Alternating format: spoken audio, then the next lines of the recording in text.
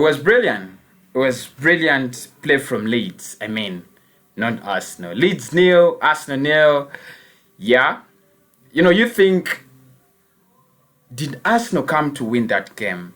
We have been so brilliant away from home, but it's the first any old draw we have had, 0-0 against Leeds. They were so brilliant. Patrick Bamford, Click. They had all their players spot on. Many of you had told me Leeds are gonna sit back, play a defensive game. It wasn't that way. They played offensive. We played the defensive, and it is very evident that's going to be very hard for any club to break us down this season. We looked so good, so good. We are drop holding and Gabriel Magalhaes' partner together. And then maybe the only weak link you could think about was Heki Bellerin. But we were so good. I'm going to be doing my match reaction, but I want your reactions as well. What do you think of this game? Away from home, against a newly promoted side, Leeds, we share a 0-0 draw. Pepe's red card. I mean, if you ask me, I would ask you one question. Why was he doing that? You're on the pitch. You have literally done nothing in the game, and you're pushing down some men. I don't know. You're weak. But anyway, welcome back to the Arsenal podcast. Arsenal nil, Leeds nil. Match reaction. I'll start with the team as well, because that's what I do. Bernd Leno, I think he was superb. He deserved a clean sheet. He did deserve a clean sheet.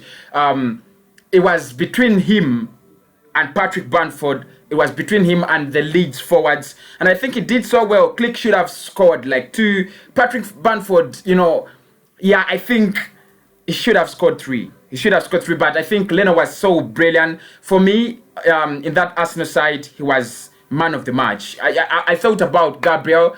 He had an outstanding performance, but the number of times Leno was exposed, the number of times Leno had to save Arsenal in this game, maybe it brings us back to the point that, he had to stay and Martinez had to go, but he was brilliant today. He was really, really brilliant today. So I think in the player ratings, when I do the player ratings, don't be surprised if I give him something like a 7 or an 8. For me, he was outstanding. Heki Bellerin was the weak link in that team. So, for Christ's sake, against Aston Villa, he was the same man that Grealish and Rossi Barkley exposed. Trezeguet, Watkins, he was the same man they were exposing. In this game, it was no different. It was no different. Actually, when Rodrigo comes on the pitch, you think, everything changes and you think Leeds is going to score at some point in time.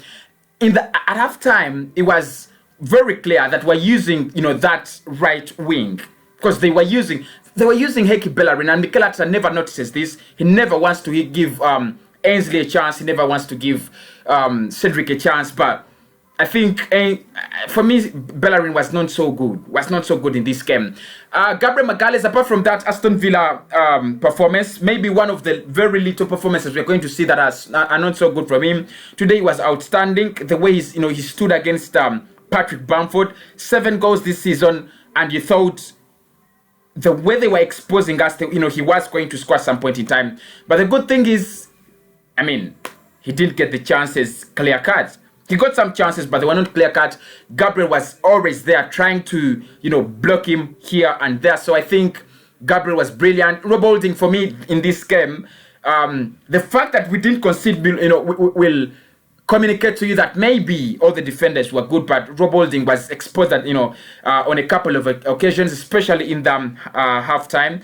But in the second half, I thought, he had a good performance. I did watch the whole of second half. I watched, I think, from minute 60 to minute, 85, because the rest was trash. I couldn't watch. But I thought Rob Holding was a little bit more firm in the second half. Of course, David Louis couldn't play because, he's a baby daddy.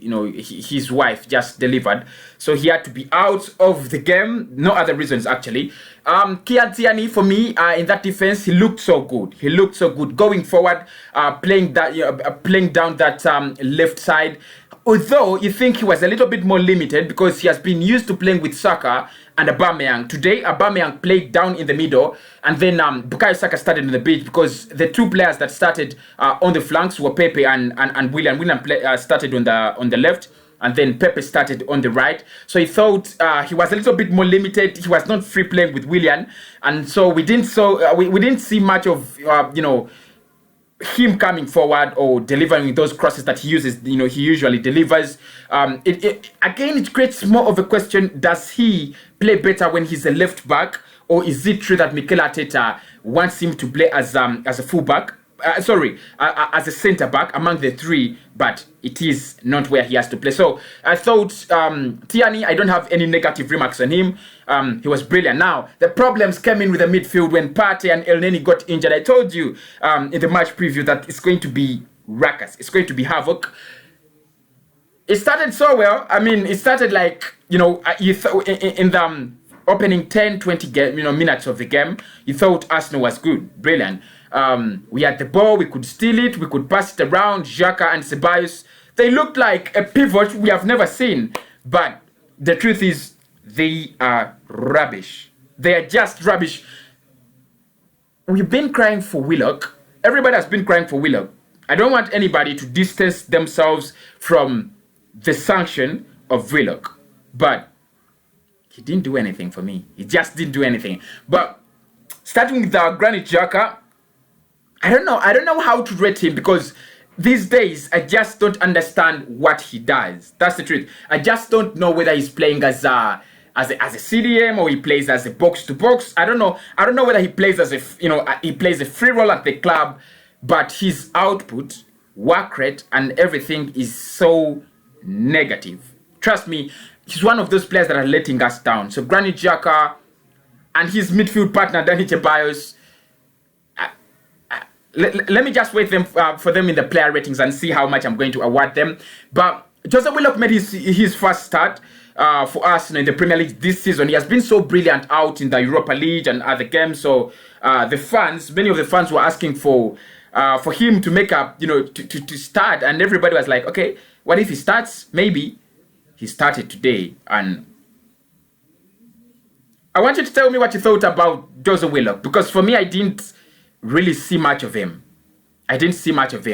Pepe, Willian, I'm not going to complain about Willian. We have commented about him for the opening 8 games. He was not any different.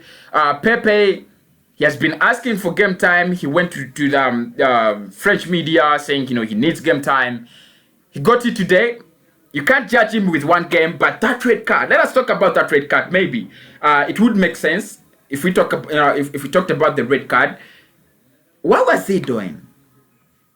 You push around a player, then 2 minutes after the incident, you push him again. You're gonna be punished. It's the truth. You're gonna be punished, and you're fighting over something that really doesn't make any sense. Maybe that's why most people are saying Arsenal is done, Arsenal is weak, Arsenal is shit, Arsenal is what. But that was ridiculous. I just can't defend him. I find no grounds to defend Pepe. No grounds. You have an incident 2 minutes back, and then 2 minutes later you come back with the same incident, and then you're sent off the pitch. What does that mean? It's not a foul. Anyway, Pierre-Emerick Aubameyang today played down through the middle. No impact. That's the truth. We wanted to see it, and I want to see it more. I thought the attention and Leeds got more of scared, because they were facing Aubameyang rather than facing Eddie Nketiah or facing Alexander Lacazette. They were more scared. He has his own impact as a player, but today, no. He didn't do anything. But I thought we should have scored on that Bukayo Saka chance. I mean, Bellerin, out of the nonsense he did today, he released Bukayo Saka, and I thought Saka had to score. But he didn't. That's the problem. He didn't score. And if you ask me, really, a player of Arsenal, that caliber, one of the best players last season, you don't score a chance like that. It doesn't make sense to me. But You know, he missed it and we couldn't actually score in that game. It was 0-0. We still have problems with scoring. Everybody knows that. I mean, in the league, we are the only club that our weakness is scoring. We know the creativity. How many chances did we score against Leeds? Did we create against Leeds? None. Shots on target in the second half is surprising, but you don't have any clear-cut chances. You would say Aubameyang got, or Pepe got on goal, or Willian got, and maybe that calls back us in the January transfer window to look at players like Dominic Szoboszlai and maybe Isco or Awa, maybe to just rectify on our creativity. But we looked so bad. I'll be back with the player ratings and 5 things we learned in that game. Arsenal 0, Leeds 0.